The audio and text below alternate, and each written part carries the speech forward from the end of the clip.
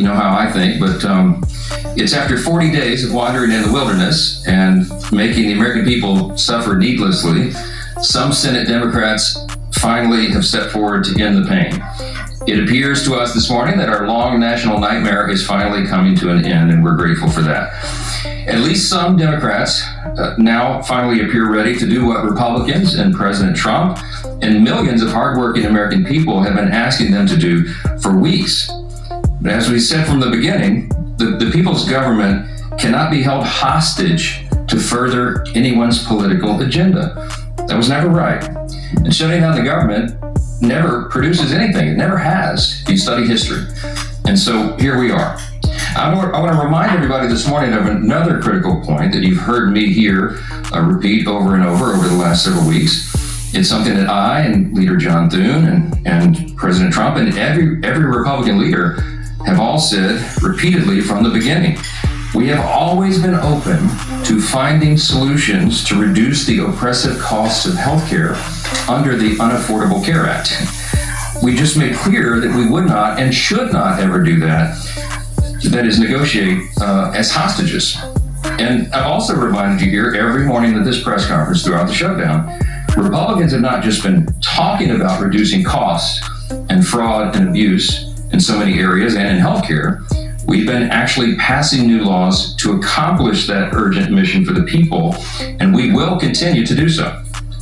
So here's where we are by way of schedule, just so you know, you're following. And if you're not at home, if you're waking up to this good news this morning, the Senate's vote late last night of 60 to 40 opens the door now. The Senate is moving forward on an amended House CR, continuing resolution, that will reopen the government until January 30th. Added to that are provisions to fully fund SNAP provisions through the end of the next fiscal year, which is September 2026. Guaranteed back pay for all federal workers who have been made to endure these hardships over the last several weeks. And it also includes passage of 3 appropriations bills, which we're grateful to be moving through the process. That is the Military Construction and Veterans Affairs bill, it's the Agriculture bill, and the Legislative Branch bill. The Senate will be back in session this morning to finish their job, and we're certainly praying that they do.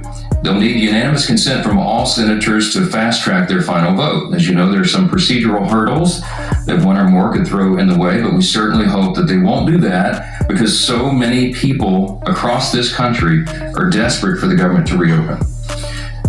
At the very moment that they do that final vote, I will call all House members to return to Washington as quickly as possible. We'll give a 36-hour formal and official notice so that we can vote as soon as possible to pass the amended CR bill and get it to the president's desk. As you all know, and he said as recently as last night, I was with him, and he told the press, he said, we want to get the government open. He's very anxious to get the government reopened and to end the Schumer shutdown. We all are. With regard to the travel challenges, I spoke yesterday at some length with Transportation Secretary Sean Duffy, my former colleague and good friend, and he lamented the serious situation that we have with air travel in the U.S. He's bent over backwards, as all members of the administration and the cabinet have done in all of their areas of jurisdiction, to try to keep the government working for the people and to mitigate the pain and the harm. But the problem we have with air travel is that our air traffic controllers are overworked and unpaid, and many of them had called in sick. It's a very stressful job, and even more stressful exponentially when they're having trouble providing for their families. And so air travel has been grinding to a halt in many places. And as of Sunday, nearly half of all domestic flights, U.S. flights, were either canceled or delayed.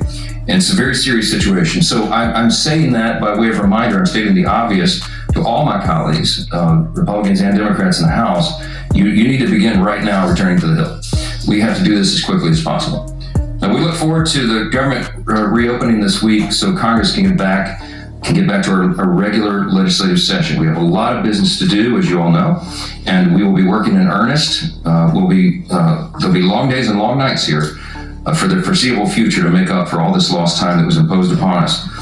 I want to close with something that's important. I think it's important to say that this is genuine. I mean this sincerely. We applaud the 7 Senate Democrats and 1 independent senator who did the right thing. They decided to put principle over their personal politics. And my urgent plea of all my colleagues in the House and that means every Democrat in the House, is to think carefully, pray, and finally do the right thing and help us to bring an end to the pain of the American people. This has gone on too long. Too many people have suffered, and it's long overdue. That's the update I wanted to give you this morning. There are probably lots of questions, but I'm going to get a lot of my own questions answered later today, so stay tuned for more. Thanks so much. Would you bring the PA bill to the House floor?